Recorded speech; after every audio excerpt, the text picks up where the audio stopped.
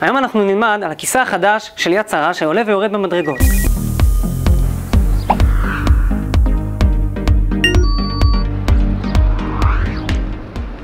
לפני שאנחנו מתחילים, אני מזמין אתכם להירשם לערוץ היוטיוב של יד שרה, שם תוכלו להתעדכן על כל הדברים החדשים שיש לנו. בואו ונתחיל.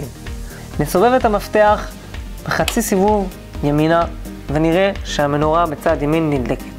ליד המנורה האדומה יש לנו כפתור שנוכל ללחוץ עליו ולראות כמה סוללה נשארה לנו. ככל שיש יותר נורות דלוקות זה אומר שיש לנו יותר סוללה, וכן להפך. אנו ניגש לזחל ונפתח אותו. נלחץ עם כיוון החץ שיש לנו בחלק התחתון האדום של הזחל, ונמשוך את החלק האדום עד הסוף כדי שהזחל יהיה פתוח לגמרי.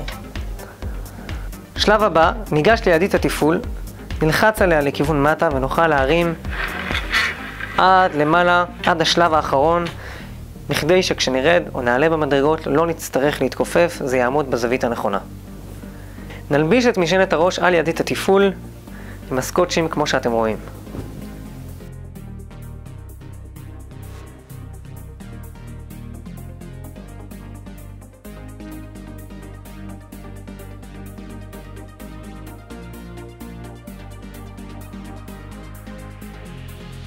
לאחר שסיימנו את השלבים הראשונים, נושיב את האדם על הכיסא. מומלץ מאוד לחגור את חגורת הבטיחות.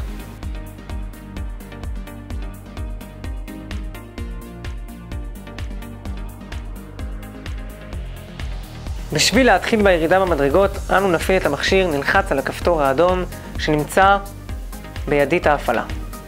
לצורך ההדגמה, אנחנו נתחיל עכשיו לרדת במדרגות. אנחנו נלחץ על הכפתור הירוק לכל אורך הדרך עד שנגיע בבטחה ללמטה. חובה לשים לב שאנו מצמידים את הזחל למדרגות לכל אורך הדרך.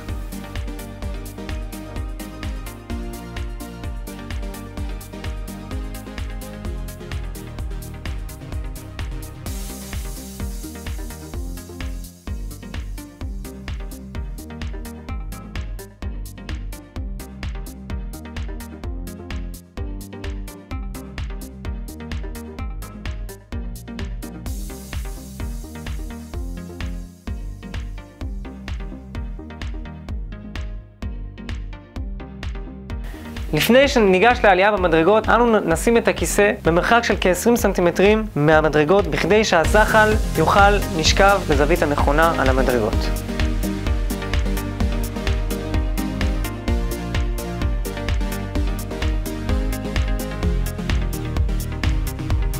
גם כאן חשוב לשים לב שאנו נצמדים לכל אורך הדרך עם הזחל המדרגות.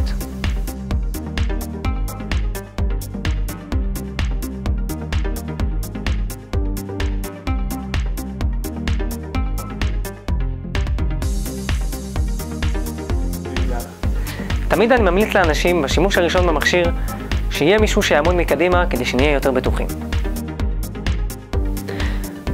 בכדי להתאים את המכשיר, אנו ניגש לתחתית המכשיר, נוציא את הכבל הקיים ונכניס את כבל ההתנה. בסיום ההתנה אנו נוציא את כבל ההתנה ונחזיר את הכבל המקורי.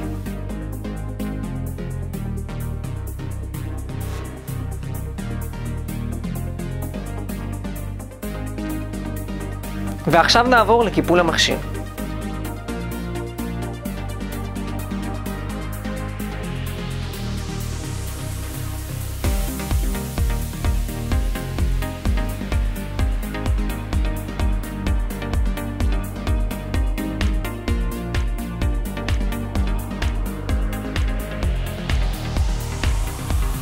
תודה רבה שהייתם איתי. אם יש לכם שאלות אתם מוזמנים להגיב, אנחנו נשתדל לענות לכל השאלות שלכם.